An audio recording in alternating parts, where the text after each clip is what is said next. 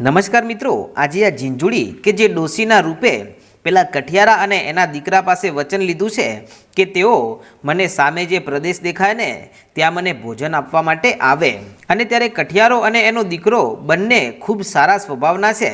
તેથી આ દીકરો કહે છે કે માં તમે ઝટ જમવાનું બનાવો, મારે એક ડોશીમાને જમાડવા જવું છે. અને ત્યાં એક દૂધની માટલી ત્યાં નીચે પટકાઈ છે. ત્યારે એની માં કહે છે કે બેટા તારે નથી જવું, આ એક અપશુકાન છે. ત્યારે પેલો કઠિયારો કહે છે કે ગાંડી ચિંતા કરીશ નહીં, અરે જે દીકરાની સાથે એનો બાપ હારે હોય ને તો પછી તારે ડરવાની શી જરૂર છે કે જોજો હો સ્વામીનાથ, તમે ભોજન લઈને તો જાઓ છો, પણ જો મારા દીકરાને કાંઈ થયું ને તો તમને ઘરમાં નહીં આવવા દઉં. કે કાંઈ વાંધો નહીં ગાંડી, જ્યાં સુધી હું જીવું છું ને ત્યાં સુધી મારા દીકરાને હું કાંઈ ના થવા દઉં. આમ કહી અને બાપ બેટો ભોજન લઈને નીકળ્યા છે અને બંને જણાએ કાંઈ જ ખાધું નથી. ત્યારે આ બાપ કહે છે કે બેટા મને એક વાતનો ગર્વ છે કે ભલે ને આપણે આટલા બધા ગરીબ રહ્યા, પરંતુ તારી ગરીબીમાં અમીરાઈ દેખાઈ રહી છે. કેમ કે બેટા તે પોતે જમ્યું નથી, પણ પેલા વિધવા ડોશીમા માટે ભોજન લઈને હાલ્યો છે. કે બાપુ તમે જ તો કહ્યું છે કે હંમેશા આપણે પરોપકારના કાર્યો કરવા જોઈએ, અને માનવ સેવા એ જ પ્રભુ સેવા છે. કે ભલે દીકરા ચાલ. આમ બંને જણા વાતો કરતાં કરતાં પેલી જે ઝીંઝુડી ડોશી સ્વરૂપે બેઠી હતી ત્યાં આવે છે. અને ત્યાં આવી અને પેલો દીકરો કહે છે કે બાપુ અહીંયાથી કઈ બાજુ જવાનું છે? કે સામે જે પેલો બંજર જેવો વિસ્તાર દેખાય ને એ બાજુ આપણને પેલા ડોશીમાએ જવાનું કહ્યું હતું. ચાલ ઝટ જઈએ, નહીતર એ ડોશીમાં ભૂખના કારણે વલખા મારતા હશે. કે વાત સાચી છે બાપુ, ચાલો. અને પછી બંને જણા ચાલતા ચાલતા કામરૂ દેશથી અંદર પહોંચી ગયા છે. અને પહોંચી અને જેવા થોડાક આગળ ચાલ્યા ત્યાં તો પેલી ડોશી સામે બેઠી બેઠી રડી રહી હતી. તેની પાસે આ બંને જણા પહોંચ્યા ત્યારે ઝીંઝુડી કે જે ખૂબ જ દરિદ્રતા અને ગાંડા જેવું હોય એવું નાટક રચે છે ને કહે છે કે તમે આટલા મોડા કેમ આવ્યા? ત્યાં તો પેલો દીકરો કહે છે કે માડી અહીંયાથી અમારું ઘર ઘણું દૂર હતું, અમે ઘરે પહોંચ્યા અને ઘરે પહોંચ્યા પછી અમે પોતે નથી જમ્યા, પરંતુ તમારા માટે ભોજન લઈને આવ્યા છીએ, અને તમે જમી લેશો ને એના પછી જ અમે જમીશું, માટે ચાલો તમે જમી લો. ત્યાં તો ડોશીમાં કહે છે કે બેટા અહીંયા નહીં, કે બેટા મારે એક વ્રત છે, અને એ વ્રત અનુસાર હું મારા ઘરે જ મારું ભોજન જમું છું, અને મારા ઝૂંપડામાં હું જે મારા ઈષ્ટદેવ છે ને એમને મારું ભોજન ધરાવી અને પછી હું ભોજન જમું છું, માટે અહીંયા બેઠી બેઠી ભોજન જમી લઈશ ને તો મારું વ્રત ફેલ થશે. ત્યારે કઠિયારો કહે છે કે માં એમ વાત છે તો તમે ચિંતા કરશો નહીં, અરે અમે તમારા ઘરે સુધી આવીએ છીએ, ચાલો. અને પછી તો ઝીંઝુડી કે જે મનમાં ને મનમાં વિચાર કરે છે કે ઘણા સમયથી મારા દીકરા નુરિયાએ કોઈ બાળનું માંસ ખાધું નથી ને આજે તેને એ મળવાનું છે. આ વાતનો મને અપાર આનંદ છે, અને સૌથી પહેલાં તો આ બાળકનો શિકાર થશે અને પછી આ ભાઈનો. ત્યારે પેલો કઠિયારો કહેવા લાગ્યો કે માડી તમે કાંઈક વિચારી રહ્યા છો? કે હા બેટા, હું જે વિચારું છું ને એનાથી તમારા આજે ભાગ્ય બદલાઈ જવાના છે. ત્યાં તો પેલું નાનું બાળક કહેવા લાગ્યું કે હે બાપુ મને લાગે છે કે આ ડોશીમાં રહ્યા ને એ કોઈક અવતાર હોય ને એવું લાગે છે, અને આપણી પરીક્ષા લેતા હોય એવું નથી લાગતું. ત્યારે એના બાપુ કહે છે કે બેટા મને પણ એવું જ લાગે છે, પણ હવે આટલા સુધી આવ્યા છીએ તો ઝટ ચાલ અને પહોંચીએ એમના ઝૂંપડામાં, અને ઝૂંપડામાં પહોંચી અને એમને જમાડી અને આપણે તરત જ પાછા આવવું છે, નહીતર તારી માં તારી ખૂબ ચિંતા કરે છે બેટા, અને તને ખબર તો છે ને કે તું તારી માનો વાલનો દરિયો છે. કે હા બાપુ. અને આમ ઝીંઝુડી આગળ આગળ ચાલે છે, પાછળ પાછળ આ કઠિયારો અને એનો દીકરો જઈ રહ્યા છે, અને આખરે તેઓ આ નુરિયાના વિસ્તારમાં પહોંચી ગયા. અને ઝૂંપડી છે અને ઝૂંપડીમાં બાજુમાં થઈ અને જ્યારે આ કઠિયારો અને એનો દીકરો નીકળ્યો ત્યારે ત્યાં બાજુમાં એક તૂટેલી ખાટલી પડી છે.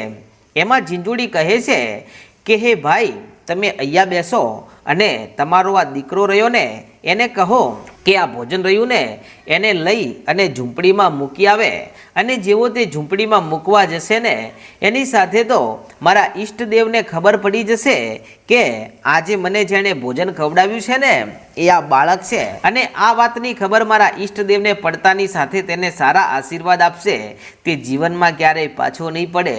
ત્યારે આ બાપ કહે છે કે ભલે માડી, અને પછી પોતાના દીકરાના માથે હાથ ફેરવી અને પછી આ કઠિયારો એટલું કહે છે કે જા બેટા, આ ભાથું લઈ અને સામે જે ઝૂંપડું દેખાય ને એ ઝૂંપડામાં જઈ અને મૂકીને આવ, તો આ ડોશીમાના ઈષ્ટદેવ છે ને એ તારા ઉપર પ્રસન્ન થશે.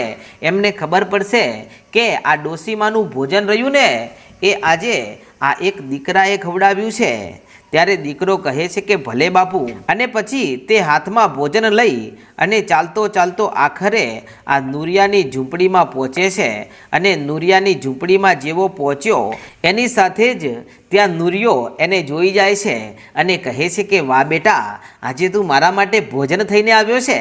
ત્યારે દીકરો કહે છે કે ભાઈ, ભોજન થઈને નહીં, ભોજન લઈને આવ્યો છું, કે અહીંયા મારી પાસે આવ. ત્યારે આ દીકરો જઈ અને નુરિયાની પાસે બેઠો છે અને જઈને કહે છે કે તમે રાક્ષસ જેવા કેમ લાગો છો અને તમારા વેશ આવા કેમ છે? ત્યારે નુરિયો ખડખડ દાંત કાઢીને હસવા લાગ્યો અને કહે છે કે એ તો જ્યારે હું તારા એક એક અંગનું ભક્ષણ કરીશ ને બેટા, ત્યારે તને ખબર પડશે કે હું રાક્ષસ જેવો કેમ લાગુ છું. ત્યારે આટલા શબ્દો સાંભળીને બાળક સમજી ગયું કે અહીંયા નક્કી આ ડોશીમાએ એની સાથે કાંઈક જાલ બિછાવી છે. તેથી તે પોતાના બાપ કઠિયારાને જોરથી બૂમ પાડવા જાય છે, પરંતુ આ તો નુરિયો હતો અને કામરૂ દેશની વિદ્યાનો જાણકાર હતો અને તેણે એક ચપટી વગાડી અને પોતાનો અંગૂઠો બાળકના લલાટ ઉપર મૂક્યો. ત્યાં તો બાળક બોબડું થઈ ગયું, તેના મોઢામાંથી એક શબ્દ નીકળતો નથી. પોતે ઘણો રાડ પાડી રહ્યો છે, પણ નુરિયો એનો હાથ પકડીને બેઠો છે અને એ બાળકના હાથ ઉપર તેણે જેવું બટકું ભર્યું ત્યાં તો તેણે બાળકનો એક હાથ પોતાના મોઢામાં લઈ લીધો અને ત્યારે બાળક રાડો પાડી રહ્યું છે. પણ આ નુરિયાએ એવી તો વિદ્યા અજમાવી છે કે તેનો અવાજ ઝૂંપડીની બહાર નીકળતો નથી. અને આ બાજુ જ્યારે આટલો સમય વીત્યો અને આ કઠિયારાનો દીકરો બહાર ના આવ્યો ને, ત્યારે આ કઠિયારો પૂછે છે કે માડી, તમને ભૂખ લાગી હોય તો તમે જટ જાઓ અને ઝૂંપડીમાં જઈને જમી લ્યો. મારો દીકરો હજી સુધી બહાર કેમ ના આવ્યો? કે ભાઈ, ચિંતા શું કામ કરો છો?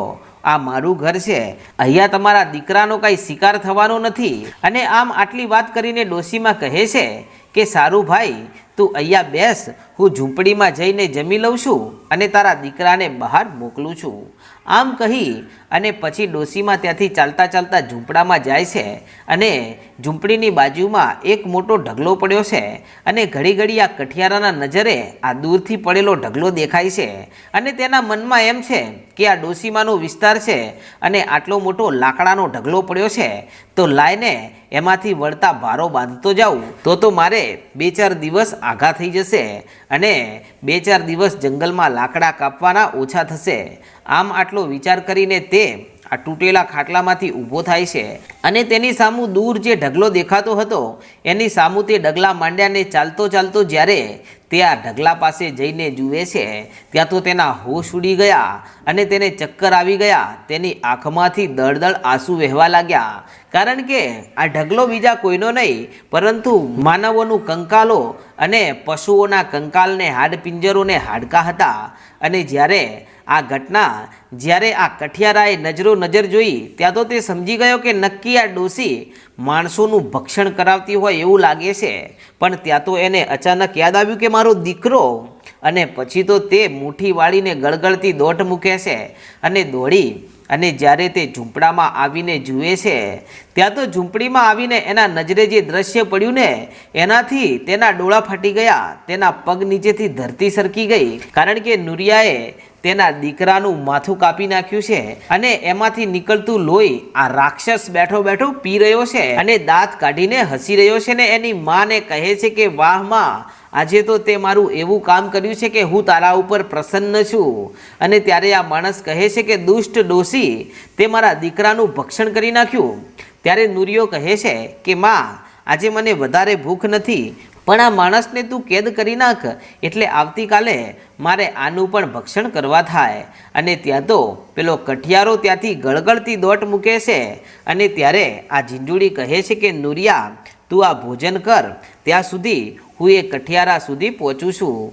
અને પછી તો આ કઠિયારો પોતાના ઈષ્ટ દેવતાનું નામ લે છે કે માડી જીવનમાં જો મેં તારા નામના ધૂપ દીવા કર્યા હોય ને તો માડી આજે હું તને એટલો પોકાર કરું છું કે માડી આજે આ ડોસી અને એનો દીકરો જે અહીંયા કાળો કહેર વર્તાવી રહ્યા છે ને તો માડી એનો કાંઈક ઈલાજ કર, અને જો તારાથી ના થતું હોય અને તારા બાવળે બળ ના હોય ને તારામાં શક્તિ ના હોય ને તો કોઈક એવી દેવીને મોકલજે કે જેનાથી આ દુષ્ટનો વધ થઈ જાય. આટલું કહી અને તે તો ગળગળતી દોટ મૂકે છે અને આ ઝીંઝુડી તેની પાછળ ડોસી સ્વરૂપે આવે છે.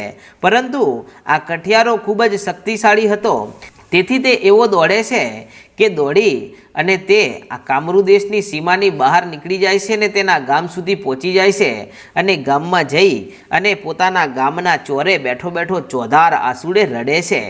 ત્યારે એને રડતો જોઈને ગામના 2-4 માણસો ભેગા થયા છે અને આ બાજુ તેની પત્નીને ખબર પડે છે કે તેનો સ્વામી ગામના ચોકમાં બેઠો બેઠો રડી રહ્યો છે.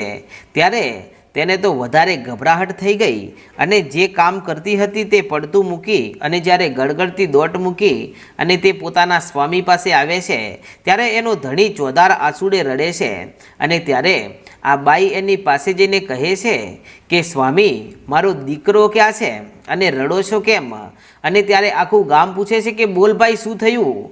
ત્યારે તે કહે છે કે આજે મેં મારી નરી આંખે રાક્ષસને જોયો છે અને એ રાક્ષસ એટલો શક્તિશાળી અને એટલો ભયાનક છે કે તેણે મારા દીકરાનું લોહી પીધું છે, મારા દીકરાના એક એક અંગ કાપી અને તે ખાઈ ગયો છે. ત્યારે આટલા શબ્દો સાંભળ્યા ને ત્યાં તો સામે જે દીકરાની માં હતી ને એને ખૂબ મોટો ઝાટકો લાગ્યો અને તે ત્યાં જ નીચે પટકાય છે ને તે બેભાન થઈ જાય છે. ત્યારે આ આખું ગામ ભેગું થયું અને કહે છે કે શું આ વાત સાચી છે?